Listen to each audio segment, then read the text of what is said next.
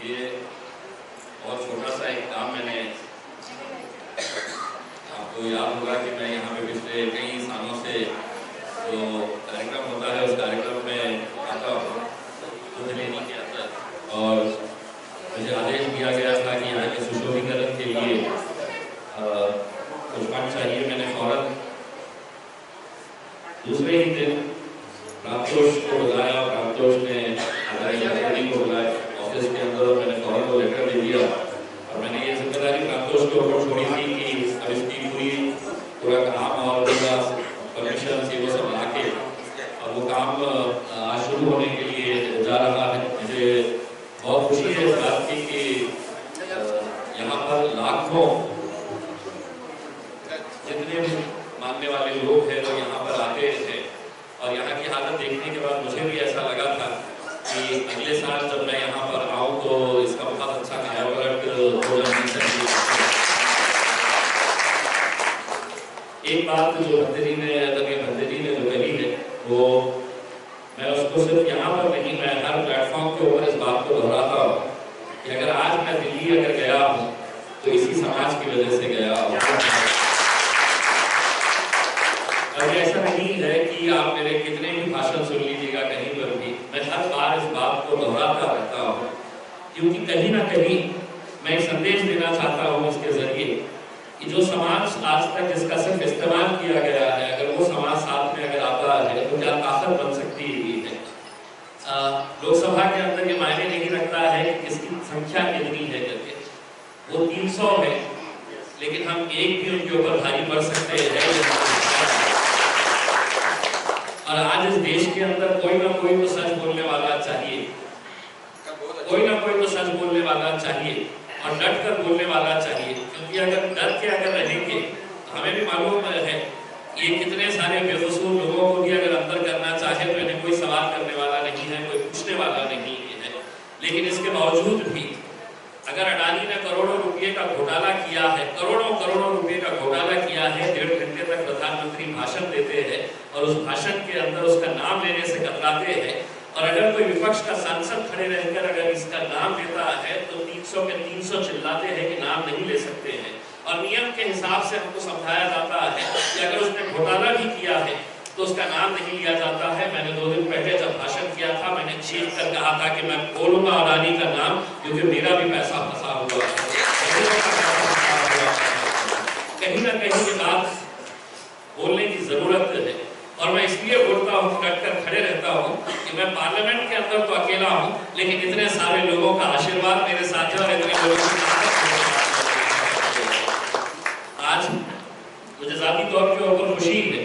कि जिस यकीन और जिस भरोसे के साथ आप लोगों ने मुझे वहां तक भेजा था, मैं ईमानदारी के साथ पूरी कोशिश कर रहा हूँ। कई जगह के ऊपर हो सकता है कि मुझे कामयाबी मिल रही होगी, कई जगह के ऊपर ऐसा हो सकता है कि मेरी कोशिश करने के बावजूद भी कामयाबी नहीं मिल रही है, लेकिन मुझे संतुष्टि इस बात की है कि मैं कम से कम कोशिश तो कर रहा हूँ। और मुझे संतुष्टि इस बात की है कि जब लोग कहेंगे कि इस देश के अंदर जब जुल्म सितम हो रहा था तो तुम क्या कर रहे थे, तो कम से कम मैं इतना बोल सकता हूँ कि मैं कोशिश तो कर रहा था, मैं मैदान में उतरा तो सही था करके।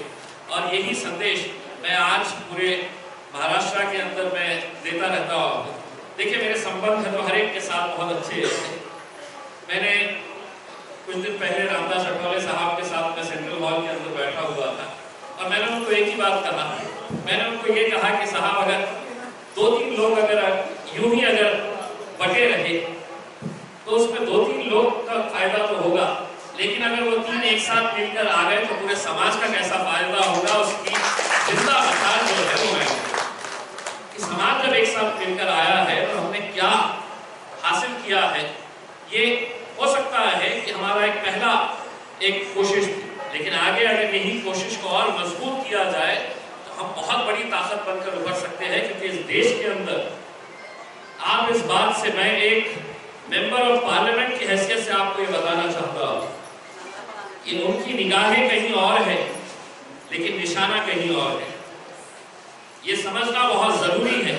कि आज तक हम अपने अधिकारों के लिए जो लड़ते आए हैं,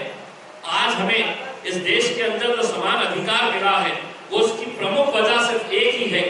कि आज ये देश संविधान के हिसाब से चल रहा था।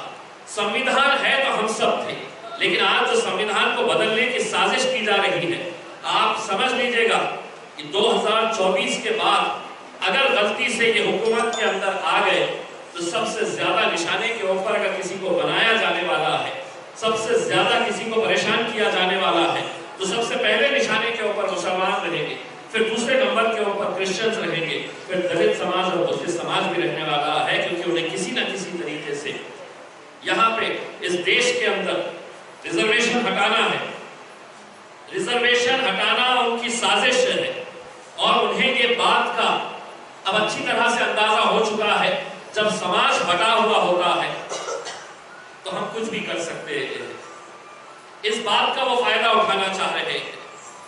संविधान के अंदर धीरे धीरे धीरे धीरे कैसे संविधान के अंदर संशोधन किया जा रहा है, ये आज नहीं तो कल, आज हम इसका खतरा महसूस नहीं कर रहे हैं, लेकिन आज अगर इस देश के अंदर आप देखेंगे कि हर चीज अगर आप प्राइवेटाइज कर दे रहे हैं तो प्राइवेट लोगों के ऊपर रिजर्वेशन लागू नहीं कर रहे हैं।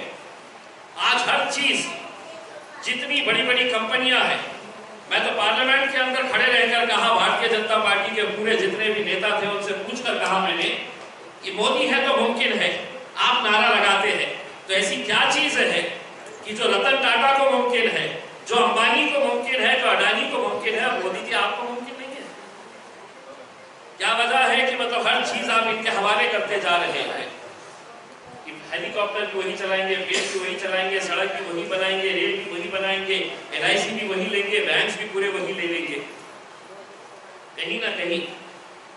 मुझे इस बात की खुशी है कि जो आदरणीय भंते जी यहाँ पर बैठे हुए वो समाज के बहुत जिम्मेदार लोग हैं और लोग इन्हें मानते हैं, पूछते हैं, तो कहीं ना कहीं